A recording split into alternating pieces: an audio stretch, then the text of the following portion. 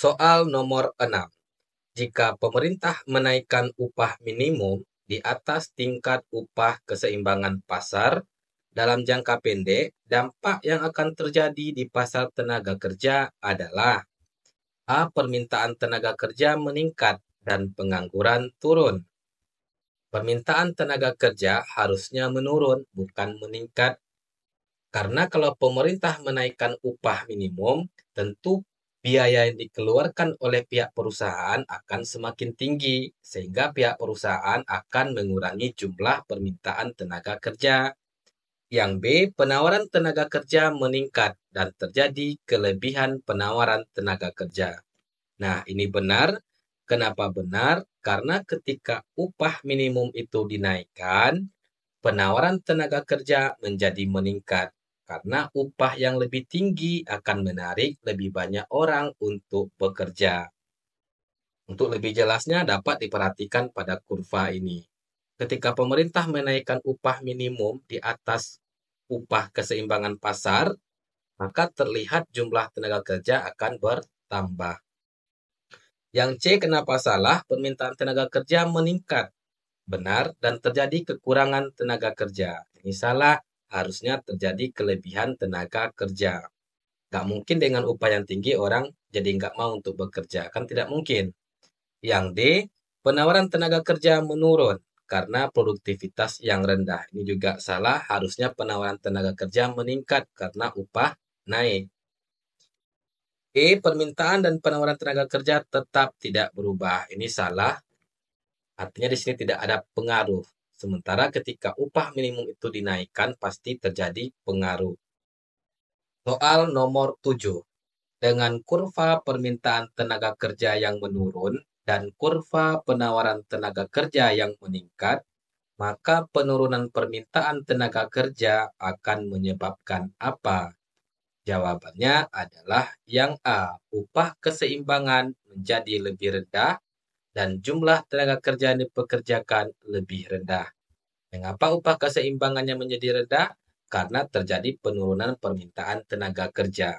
Karena penurunan permintaan tenaga kerja, maka menyebabkan jumlah orang yang dipekerjakan juga ikut menjadi rendah. Yang B, kenapa salah? Salahnya itu di jumlah tenaga kerja yang dipekerjakan lebih tinggi. Di sini kan terjadi penurunan permintaan tenaga kerja. Harusnya jumlah tenaga kerja yang dipekerjakan menjadi rendah, bukan tinggi. Yang C, upah ekuilibrium yang lebih tinggi, ini salah. Karena ketika terjadi penurunan permintaan tenaga kerja, keseimbangan upah akan rendah, bukan tinggi. Dan jumlah tenaga kerja yang dipekerjakan lebih tinggi. Nah, ini salah juga, harusnya rendah. Yang D, upah ekuilibrium yang lebih tinggi, ini salah. Dan jumlah tenaga kerja yang lebih sedikit, ini benar. Salahnya itu di upah ekuilibrium yang lebih tinggi. Yang E, upah ekuilibrium yang lebih rendah, ini benar. Dan permintaan tenaga kerja yang lebih tinggi. Ini salah karena sama dengan yang B. Soal nomor 8. Penurunan pasokan tenaga kerja kemungkinan akan menyebabkan apa? Penurunan pasokan tenaga kerja itu maksudnya sedikit orang yang bersedia untuk bekerja. Kalau sedikit orang bersedia untuk bekerja, tentu upah akan naik. Kalau upah naik, tentu keseimbangan upah menjadi lebih tinggi, bukan rendah. Maka yang A salah karena upah ekuilibriumnya rendah. Yang B juga salah karena upah ekuilibriumnya juga rendah. Yang E salah karena upah ekuilibriumnya tetap, artinya tidak ada pengaruh. Sementara kalau penurunan pasokan tenaga kerja berkurang, maka pasti ada pengaruh, bukan tidak ada pengaruh. Tinggal jawaban kita C dan D. Kita analisis satu-satu. Yang C, upah ekuilibrium yang lebih tinggi, ini benar karena terjadi penurunan pasokan tenaga kerja. Dan jumlah tenaga kerja yang dipekerjakan lebih tinggi. Nah, ini salah. Karena di sini penurunan pasokan tenaga kerja tentu menyebabkan jumlah tenaga kerja tadi menjadi lebih sedikit jumlahnya. Maka yang benar adalah yang D. Nomor 9. perusahaan yang bertujuan untuk memaksimalkan keuntungan akan mempekerjakan tenaga kerja sampai pada titik apa?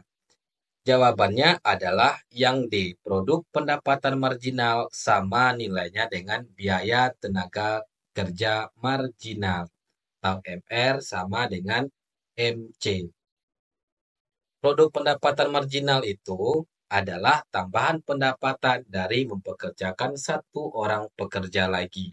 Sedangkan biaya tenaga kerja marginal adalah tambahan biaya untuk mempekerjakan satu orang pekerja lagi.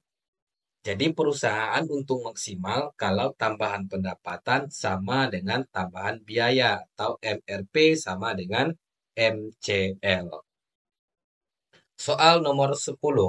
Dalam pasar tenaga kerja persaingan sempurna, perusahaan adalah penerima upah dan biaya tenaga kerja marginal sama dengan biaya tenaga kerja rata-rata. Di pasar persaingan sempurna, upah tiap orang sama atau berlaku upah pasar. Kalau perusahaan menambah satu orang, biayanya sama persis seperti orang sebelumnya. Jadi, biaya tambahan satu orang sama dengan upah rata-rata semua orang atau biaya tenaga kerja rata-rata.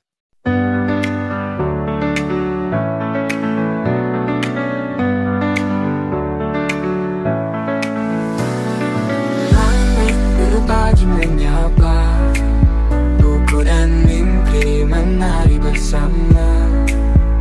Hari ini waktunya bergerak, kejar ilmu jangan pernah lengah. Ayo maju, jangan ragu, ambil benar bikin dunia tahu. Semangat ini akan terus nyala, belajar hari ini untuk masa depan.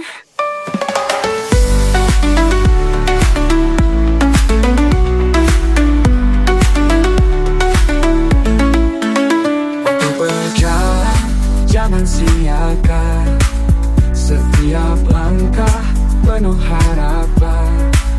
Jaga mimpi, jangan biar pudar, ilmu cahaya yang takkan ingkar. Ayo maju, jangan ragu, ambil benar bikin dunia tahu. Semangat ini akan terus nyala, belajar hari ini untuk masa depan.